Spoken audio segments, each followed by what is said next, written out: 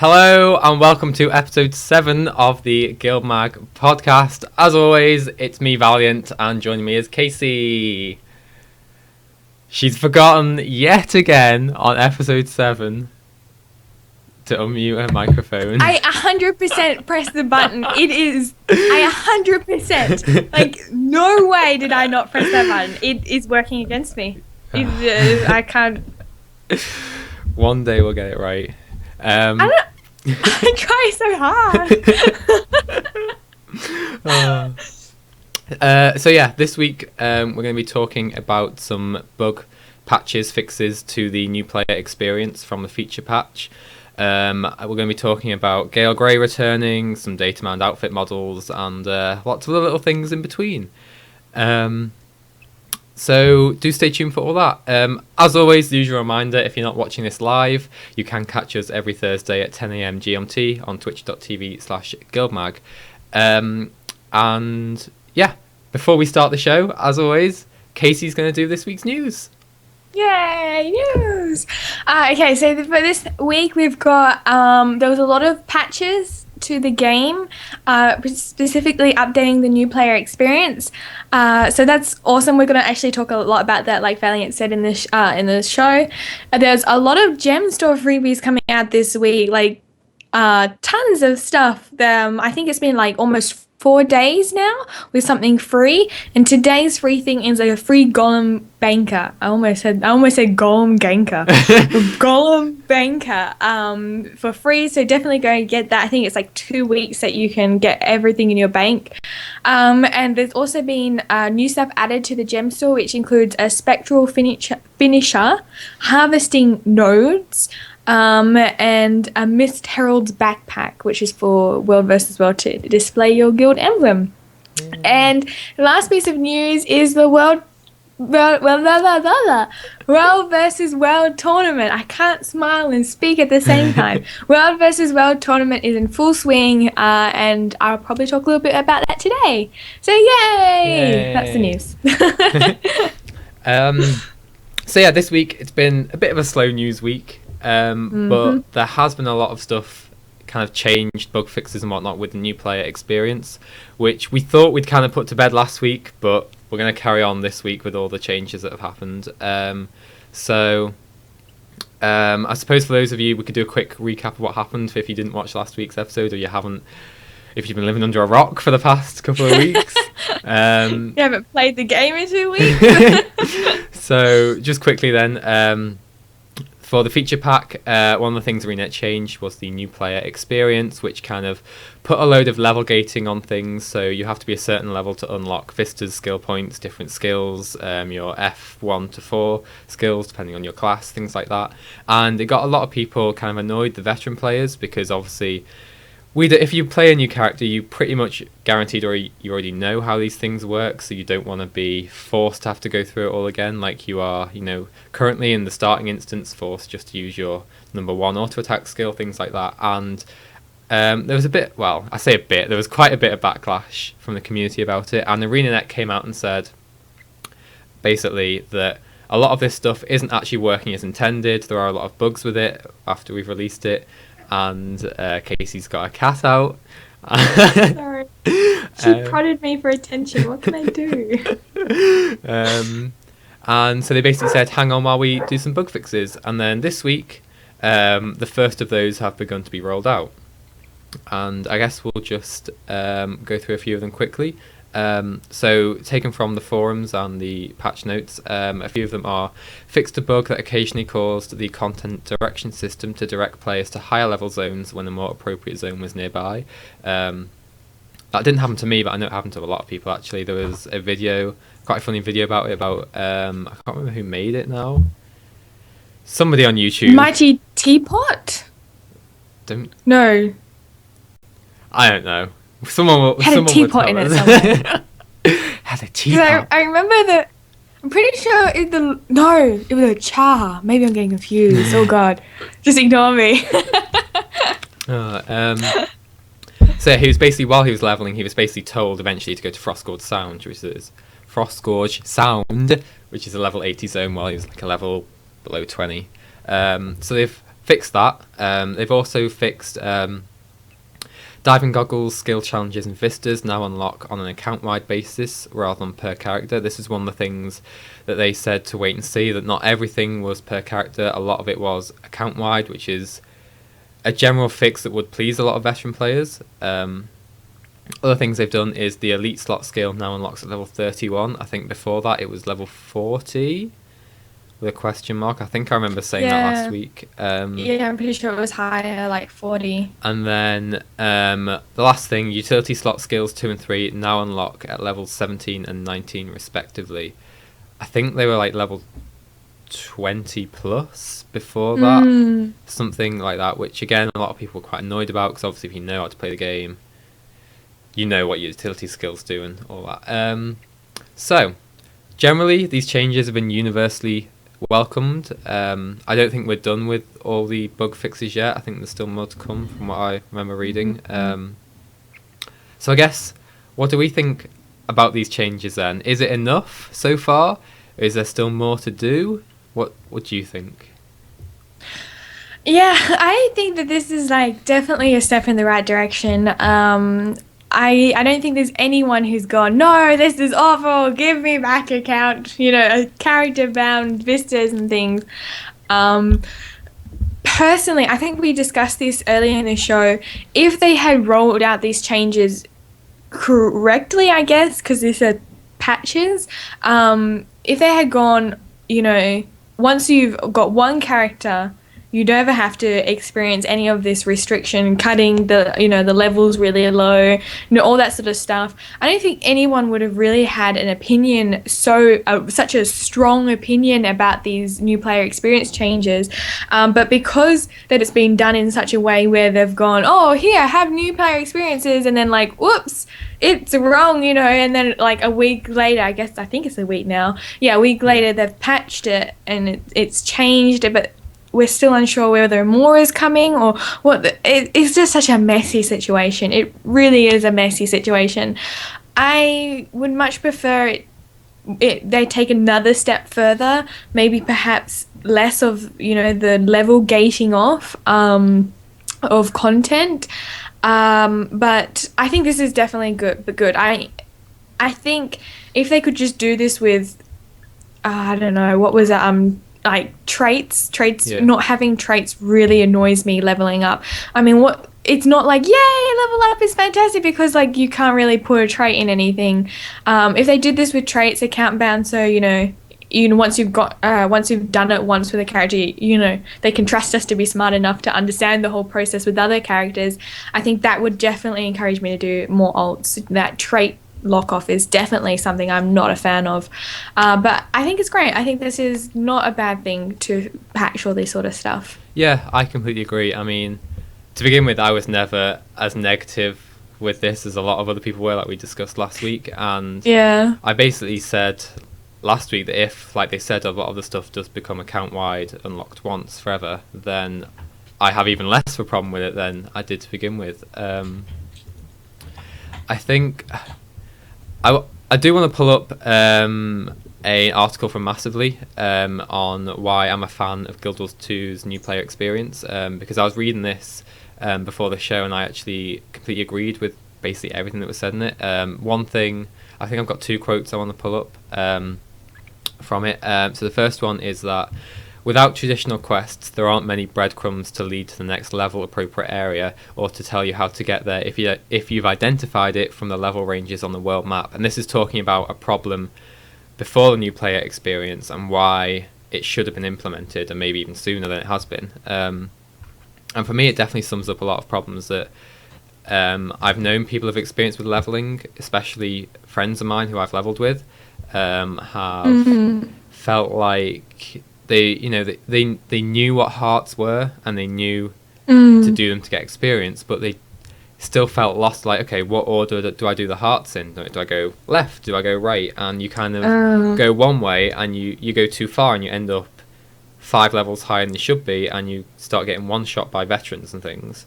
That's very true, yeah. It's and things like the content direction system for me like really work, and I'm glad they've done the bug fixes with it in terms of not making it go to higher level zones. Yeah.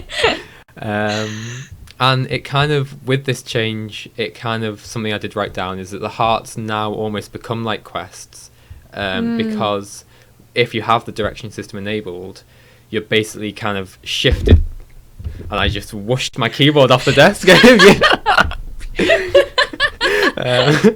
You're kind of like shifted towards that direction anyway, so it becomes like a little mini quest. Go here, do it, you get that pop-up that says, well done, here's a reward.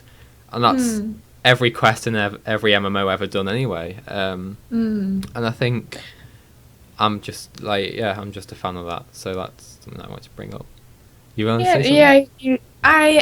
It's really hard to appreciate when you're a veteran player what new players go through. Like, it was 2 years ago when I did the new player experience myself. And even then, I religiously watched all the videos, and I knew the mechanics even before I got into the game, that sort of thing. So it's hard to appreciate that as a new person coming into it blind without anyone to tell you what to do, that it would be very difficult, especially the heart, like, what do I do? What's this little blue arrow mean? That sort of thing.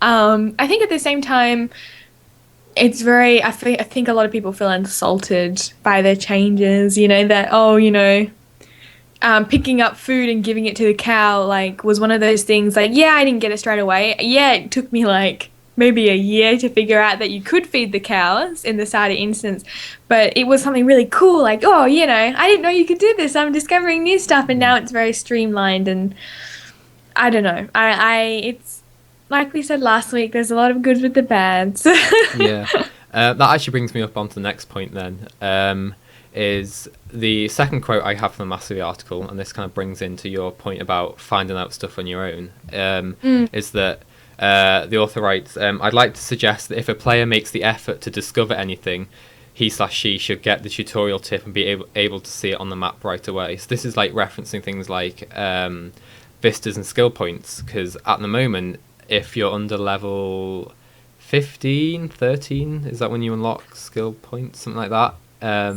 You basically speak to the NPC or go up to the commune point or whatever, and you're just like, nope, come back later. And it's like, I feel like I'm here now. Like, if you as a new player or a veteran know about them and make the effort to go and discover what they are and learn about them, there's no reason you shouldn't be able to have the tooltip that tells you what they are there and then, be able to read it, deal with it when you want to, and unlock it for your account then, instead of having to wait till it's level gated. And this whole referencing exploration is such a big part of Guild Wars 2's Guild Wars 2's gameplay and leveling. It was very much a selling point, wasn't it, originally? It really was. It was, discover at your own pace. You had the freedom to do what you want. Play the game you want to, basically. And that was the pitch, and now it's very much, well, no, you're going to play it on our terms because people think you're too dumb to figure it out yourself.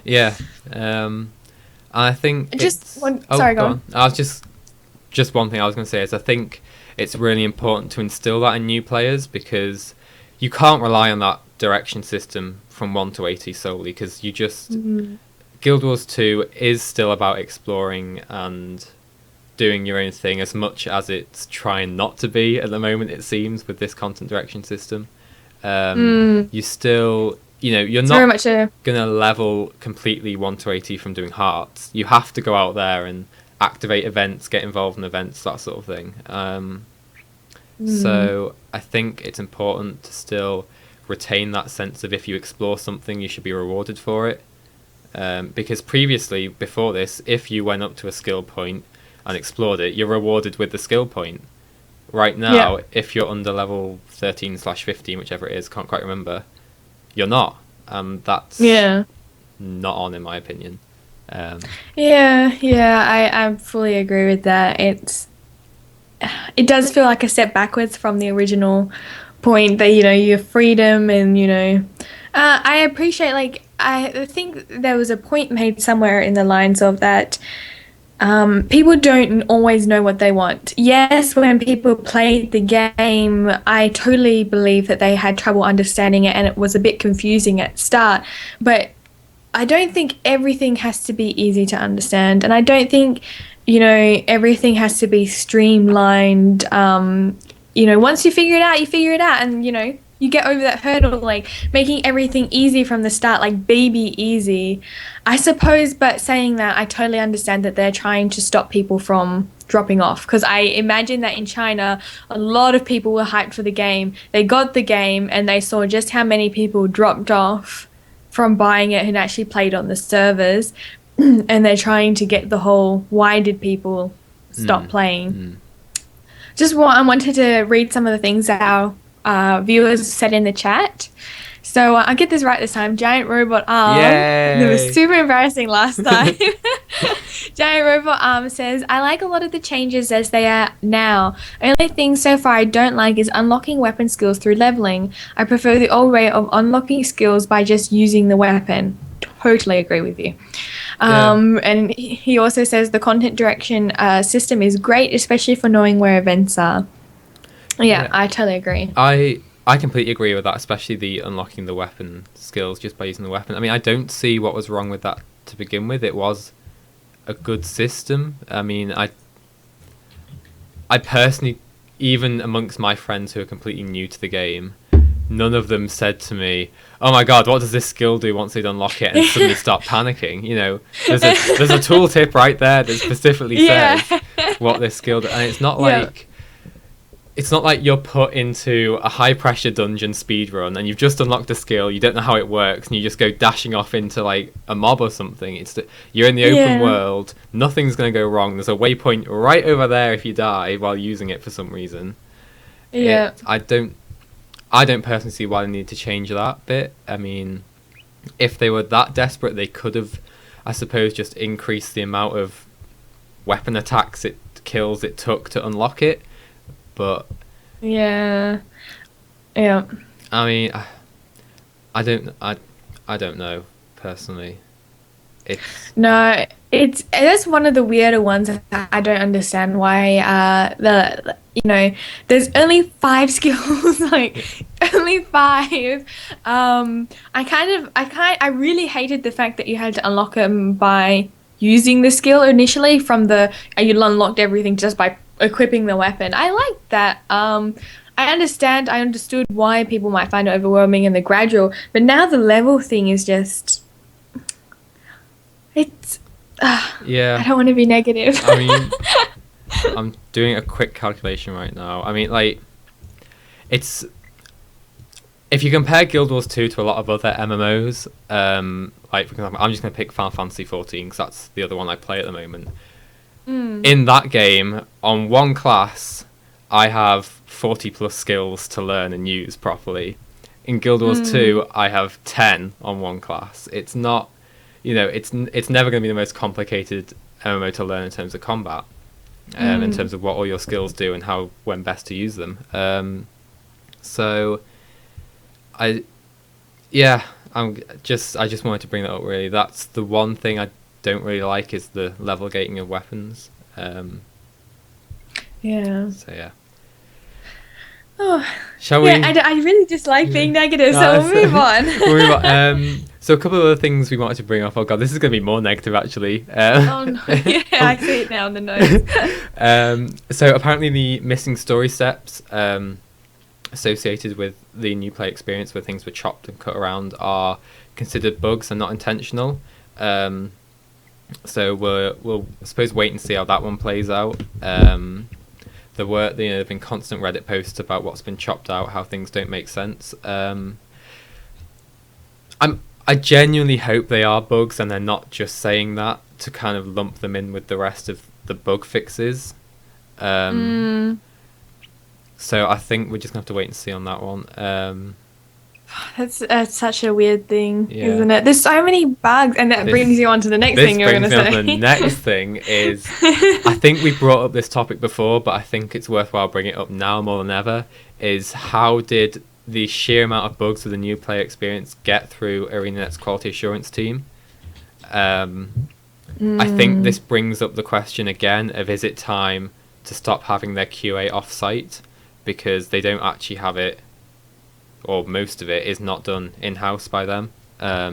It's done away from them. And I think if surely it's showing. Yeah, it basically it is. And I think if they'd have had it in-house while this was being developed, I think a lot of this probably could have been avoided. I mean, I've got another question here. Would this have been somehow unavoidable regardless of where QA was and how much they were doing?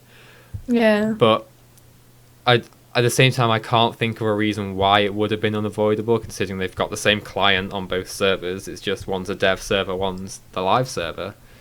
So it's not like it's two completely different games that they're trying to import one system into another. So, I mean... There's Sorry, go on. No, I was going to say, we may end up getting an explanation as to why there were so many bugs, but I highly doubt it at this point. So I think all this part is just going to be speculation on why so many got through. It's like, why is it happening? Lexi 1210 or 1210 says there was a dev post on the forum saying they had a team looking at the holes and inconsistencies in the newly ordered PS. What's a PS? Personal story. Thank you. But yeah, how they made it through the QA process is a bigger question. Because this thing where instead of being unlock, once you unlock the skill point and Vista, it just happened for everyone. Like, maybe it went to the QA site, and because they didn't realize this is what, this wasn't meant to happen or something like that, or they all played with new accounts, or it's sad. It's really sad to be so negative, but like I was saying to you before, if these bugs had been properly tested and not have gone through on the September patch, we would have none of this negativity, because I reckon a quarter of the negativity we have right now, because these new things wouldn't affect veteran players, and it is the veteran players who say the most, because we're the ones invested in the game. You don't get new players, or not often new players, coming to these sort of to look at these podcasts. Eventually they'll become veteran players, and then they'll get into this sort of stuff. But if the veteran players hadn't had to go through this and see this and become really annoyed by this, I reckon it wouldn't have affected them half as much, and it wouldn't have been a big deal. But because these glitches did come through, it did become a big deal. Yeah. I mean, I personally wouldn't mind waiting another few weeks if it meant all these bugs were smashed out and it just released. I'm not expecting a flawless release, but if it released with just a few things to fix, let's say. I mean, this isn't the first time we've said this. I mean, with the second episode of Season 2, third, where you have to interact with the events to progress. I think that's the second episode. It might be the first, actually. I've lost track. But there were bugs there where people couldn't progress, basically, because the event just wasn't spawning. I think that was the second Dragon Reach Part 2. There we go. That's why she's on the show. Someone's gonna be in the chat like, no, she's completely wrong. I'll be like, oh. But yeah, so I think it's worthwhile bringing up, because I don't think we'd be doing our job if we just overlooked things like this. But yeah, should we move on? It's so hard to it's so hard to talk about, because at one hand I love the game, and I know the people, like I know like personally, I get the devs are like, who the hell is this Casey person, but I personally understand that the devs are people, and I know what it's like to be under constant crunch. No, I don't know, but I understand what it's like to be under constant crunch time, and then to have players so miffed at your what you've brought up, and you're trying your best, and they're going, they don't understand us or love us, and so I understand that, and I do feel sorry for them. At the same time, it's really our job to talk about this sort of stuff, isn't it? No one really wants us to gloss over and just be all lovey-dovey about it. Oh, look, I was completely wrong. Kai Dag says that it was actually the third episode, Dragon's Reach Part 1, actually. So I'm useless. I don't even know why I'm here. I'm going now. But yes, so let's continue, and hopefully the gem store, the stuff about the gem store will make us a little bit happier. So there's been a lot of free stuff in the gem store. There was a die pack yesterday, like a booster before that, and I think a box of fun as well in there. And now it's the Golem Banker. Lots of little free things coming out, which is nice. Yeah. I was trying to think, what's more to say about it? It's nice. Yeah, I mean, it's nice to have free stuff. I think it's probably going hand in hand with the new player experience. I think it's probably planned to go that. It's like, hey, new players, here's the gem store. Here's some free stuff. Buy more stuff. Yeah. Enjoy this feeling of clicking something and getting it in your mail. But yeah, so there's a lot of free stuff. That's really lovely, thank you. Then there was 3 new items that came to it, which was the Spectral Finisher. That was okay. I haven't actually seen what it looks like yet. I'm pretty sure it's just like an avatar of Grenth okay. in the Grenth hood with Grenth outfit, with an outfit in the game, and then it's got a scythe and it scythes someone up. But to finish up, there's not really much to say about it. There's more to say about the home instant nodes. I actually wrote on my notes, home instant nodes are amusing. It's amusing because they're one of those items that people buy, but really they're useless. Like, there's 3 things, and I think when Delphi did it, she got carrots, cabbages, and something equally as worthless, maybe spinach or something like that. And not many people go to their home instances. I try to remember every day to go to my home instance so I can harvest the candy con and the Watchworks sprockets, but I never do it. I always forget. Honestly, I have never once mined them in mine. I'm so bad at it. Like, I don't think I've stepped foot in my home instance in a non sort of personal story setting, like, ever. Yeah. Like, so. And the worst thing is that when you go in there for story, the nodes aren't there. Yeah. So when I was doing Key Farm, I totally forget about it. I'll be inside my home instance all the time, but then I'll be like, oh, hang on, I have nodes in there. But yes, so the nodes are pretty useless. People buy them because they like to complete things, or they just like having little things, or they want to support our internet, but it pretty much is useless. Yeah. Unless you want to green up your home instance a little. I mean, we could go into the whole what's the point of a home instance to begin with, and player housing and all that, but I don't think now is the episode for that deep discussion. Yeah. So yeah, that's pretty much all there is in the gem. Oh, sorry, no, there was the not the Spectral, something Herald. Mist Herald? Mist, yeah. Piece, which is basically the biggest, peacockiest sign on your back for World vs. World, which is like this massive flag. Oh god, don't do that, Casey, you look like an idiot. It's just this big flag on your back, like just oversized flag, and you can put your guild emblem on it, and you run around World vs. World like a peacock, just look at me, I got a guild and a flag, which is really cool because they have the smaller ones, but I think it really adds to the feeling of World vs. World if this commander has this big thing on his back, I think that's very cool.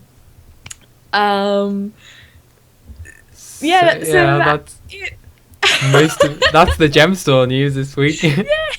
I normally we would just go like that would be in the news and we'd just leave it, but because it's been such a slow news week this week, we're like, let's talk about the gem store.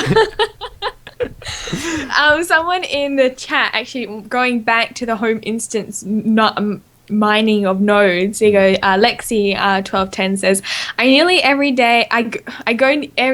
day and gather mine. I nearly have 1,500 candy corn collected this year, just in time for Halloween. Ooh. Wow, that is dedication. That is dedication. 1,500 candy corn in time for Halloween. I wish I had done that because that is going to be awesome for Halloween. That is. We started planning our Halloween show the other day, and oh my god, it's gonna be so good. Just Halloween I'm hype. so excited. I reckon, as an Australian, I've never gotten excited for Halloween before. Like growing up, like Halloween was advertised. Like sometimes they put out candy corn, but no one trick or treats here. No one, young people have Halloween parties just because it's an excuse to have a party. So I never really looked forward to it, but since I got into Guild Wars, I look forward to Halloween so much now. And this Halloween is going to be so cool. So I can't wait until we do the show. It's going to be so much fun. So yeah, World v World tournament. Should we go through that?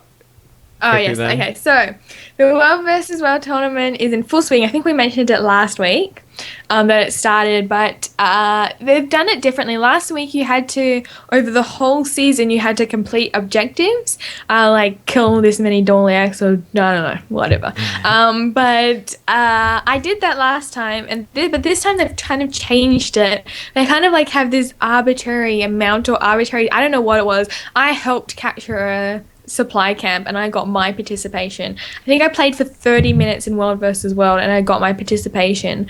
So it's really easy and you have to basically participate in each round.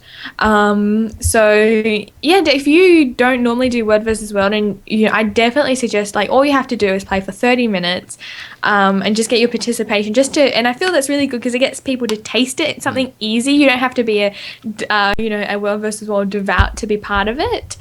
And you get really good rewards in the end. In the end, I think after each round, they'll give you tickets to hand in to get misforged weapons and other little things that you can exchange for it.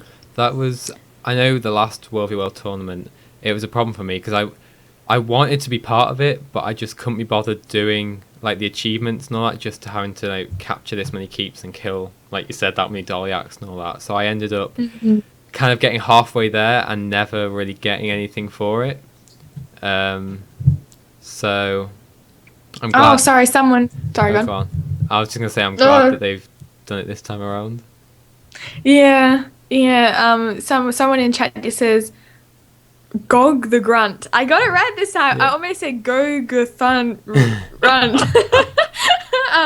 Says it's any 5 World versus World events. It also works in Edge of the Mist as well. So any 5 events, you get participation, which is super easy. Just go into supply camps or I think it's the little flags, the sentry points or whatever like that. So it's pretty easy. Sorry, I just lost my train of thought. So it's really easy. And like you said, it's a lot better this way around because it was a bit full on last time. Yeah. It felt felt like you had to be a World v World kind of not regular, but you had to do it more than say I do it normally. I kind of just do it when I'm a little bit bored and I'm sick of PvE for a bit, don't really fancy PvP. I'll just go smash some keeps for a bit. So yeah. I have to say, I quickly just put in chat, on the other hand of things, Levy the Moon says, there's 3 O's in there, says this year's achievements on World vs. World are so easy that they are boring. And I can understand if you're a devout World vs. Worlder, these achievements mean nothing to you. You basically just continue on as usual. So I get that. It's on the other hand of things. I think maybe they're trying to streamline it for other people to, try and get in there and try it out. I think it's always going to be difficult to balance trying to get people like me to really get involved in World v World in tournaments like this, and then have achievements and things for the people who do it regularly and could easily kill 1 million Doliacs in half an hour, that kind of thing. So I think there's always going to be a bit of on both sides to it. Yeah. I just have to quickly mention, I played a little bit and I found that defending is a lot better.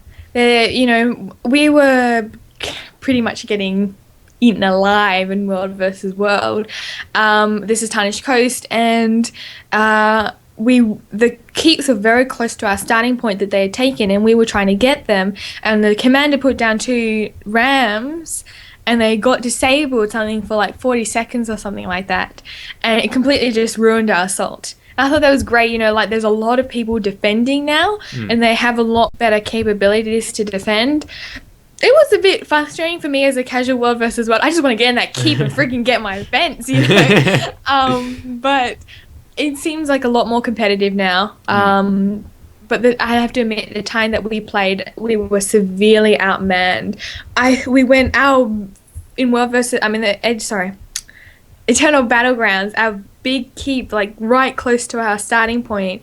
It was just swarming. Like it's hard to understand what a World versus World red swarm looks like, but you go up against Jay Quarry and you will understand the meaning of swarm, because they swarm like crazy.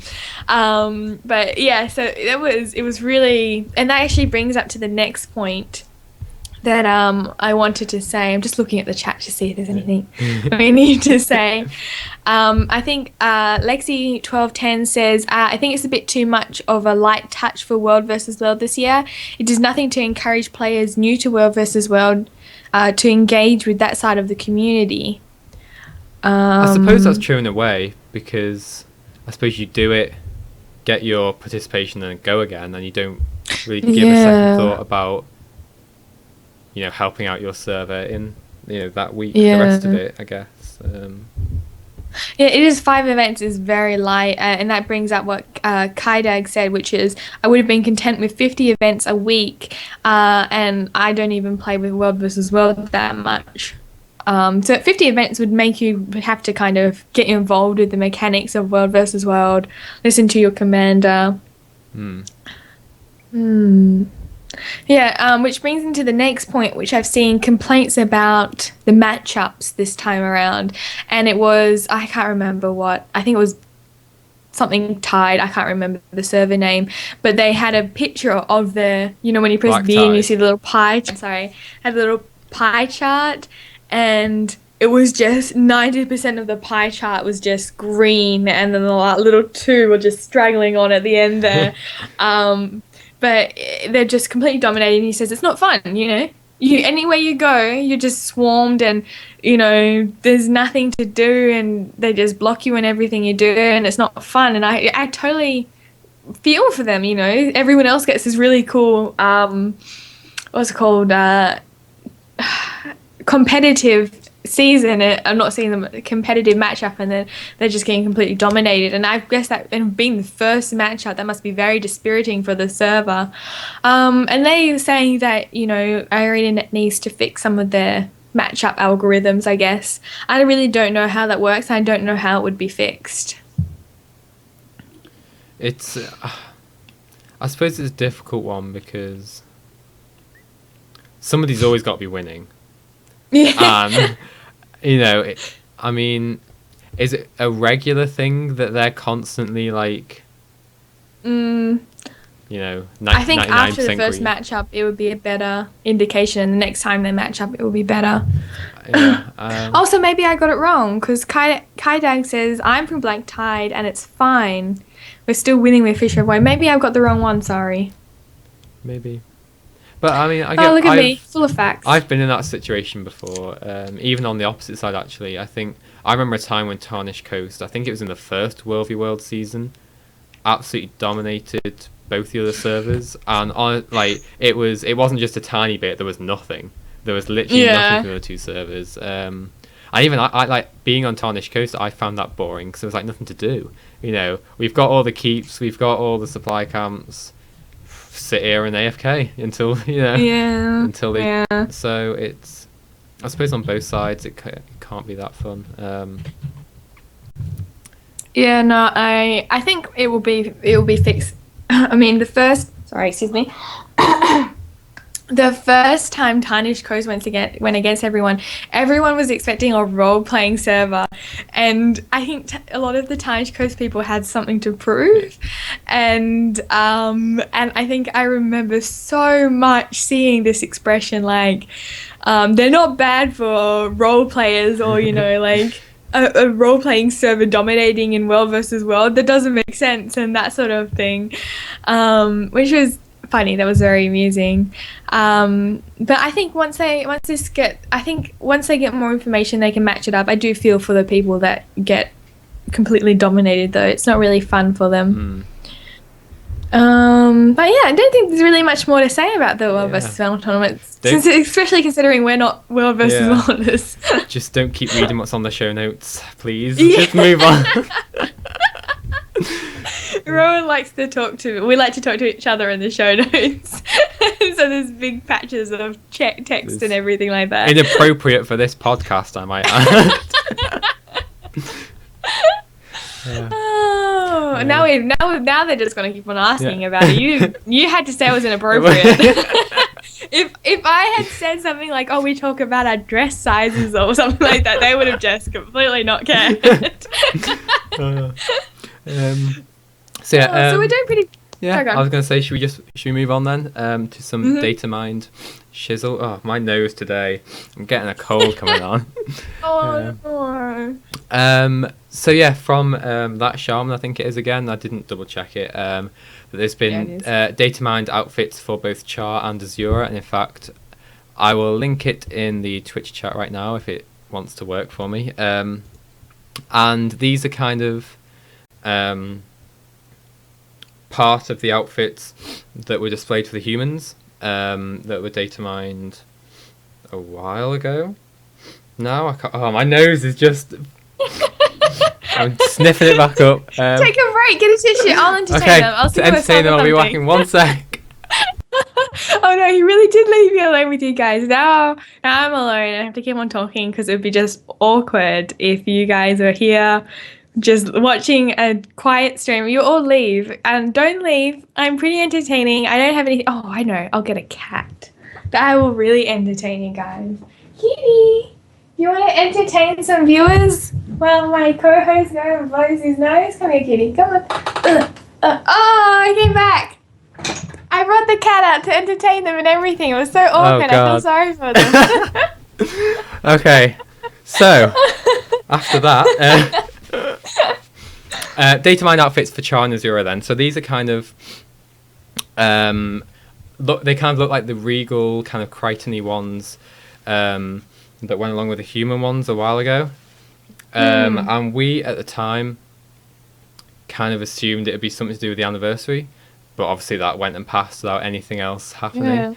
Yeah. So have we got any ideas what these could be for now? I mean, there is quite a time between now and the start of Season 2 again. I think it's 2nd of November. Yeah. So could we be seeing something else in addition to a Halloween event between now and then that involves these outfits? Or is it literally just going to be like a release of an outfit for no apparent reason? What do we think? Now that you say it, I'm really worried because Halloween is October, but they would start Halloween at the Halloween holiday events in October, right? Yeah. And then when it's over, then they'll do the living story. Mm-hmm. Oh, you had me worried there for a second because I'm like, oh my god, Halloween is 31st, and then it starts again in November, and we're not going to have any Halloween. They normally start it like a week or 2 weeks before Halloween, the actual date, so I think we should be okay. We should be okay. Yeah. I'm so sorry. What was your previous question? Data mine outfits. Do we think they're going to be for anything in addition to Halloween, or are they literally just going to be released for no reason?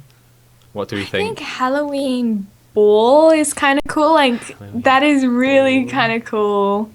And the women's dress outfit is very spiky, like, and it has the high upturned collar, which is sort of Halloween-y.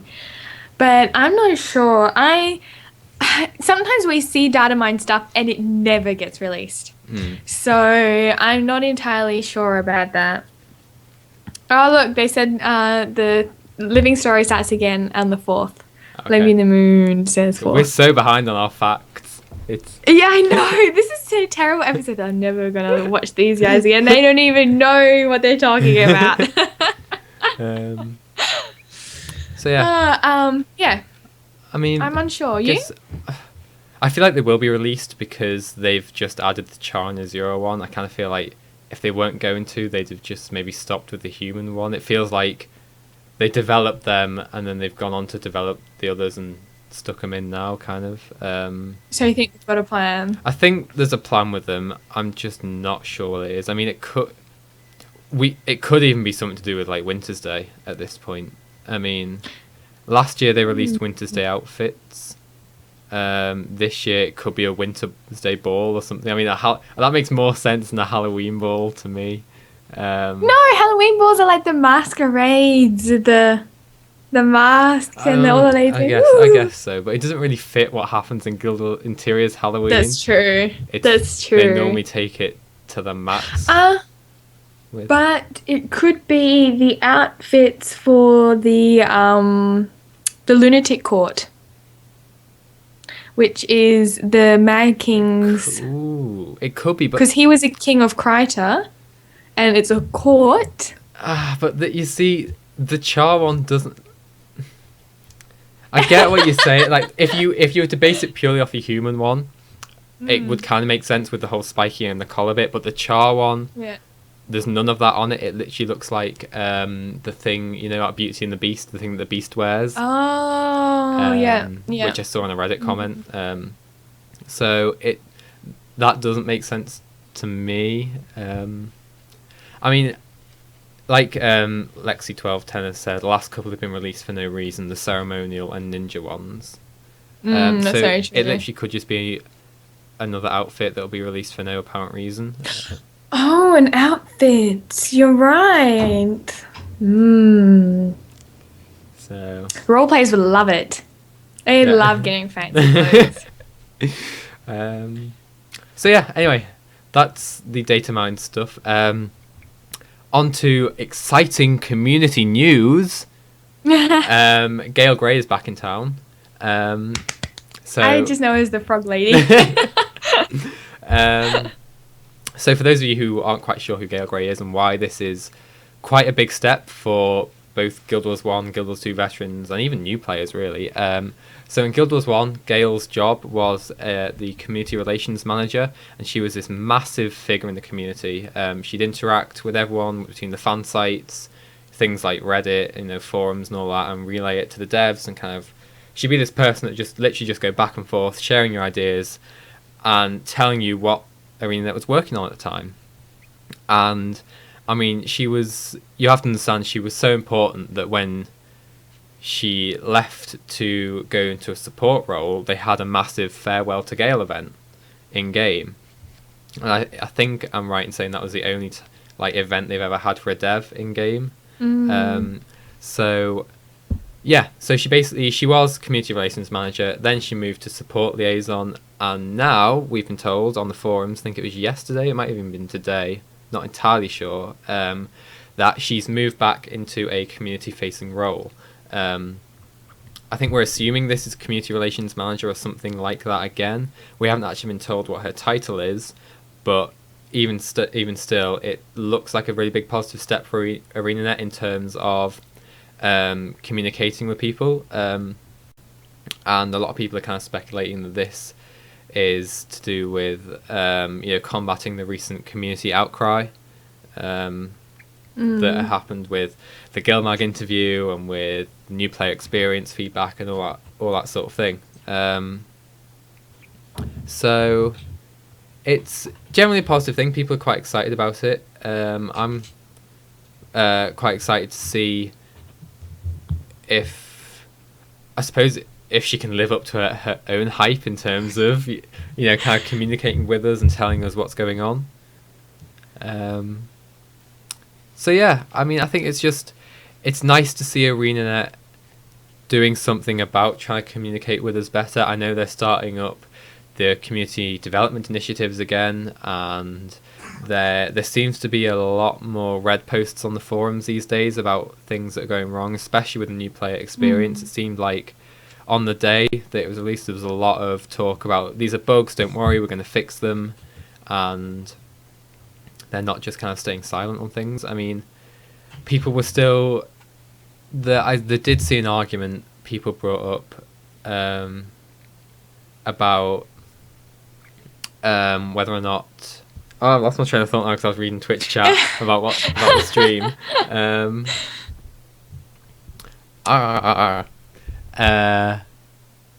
Yeah, so there was. Reading it. Sorry. I got it. So there was talk about if they'd have told us about the plan changes for the new player experience earlier, we'd have been able to kind of tell them no from the get-go rather than having this kind of backlash that happens now.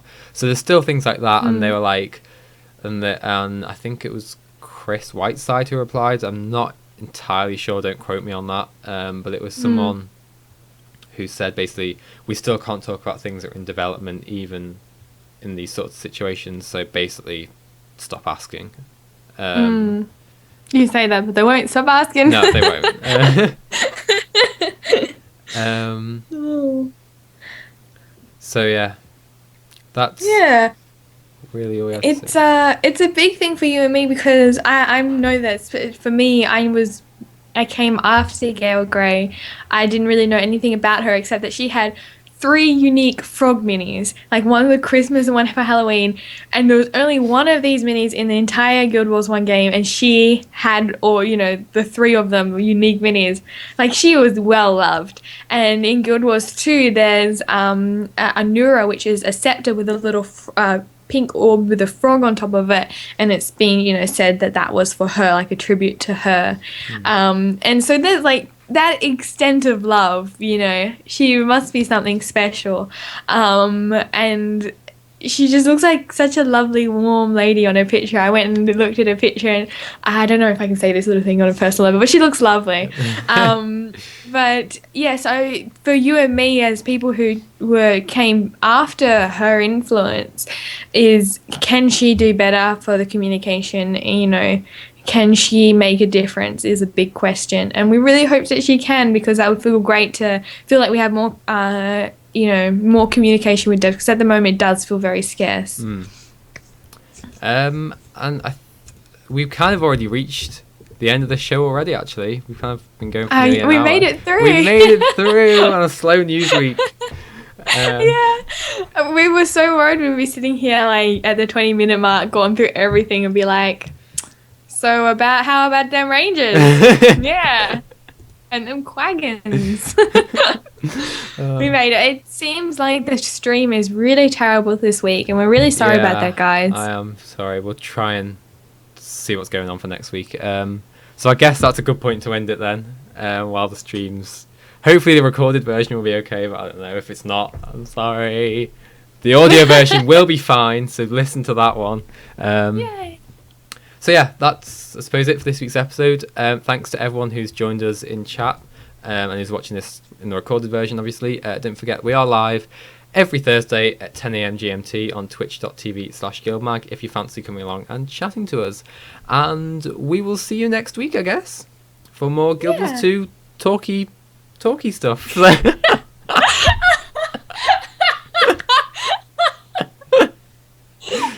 that was brilliant. Instead of GuildMag podcast, it will be GuildMag talky time.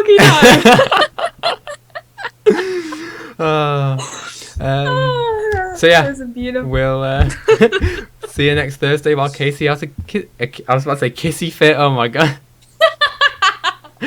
While Casey has a giggle fit. Yes, I have a giggle fit. See you, everyone. See you. Bye.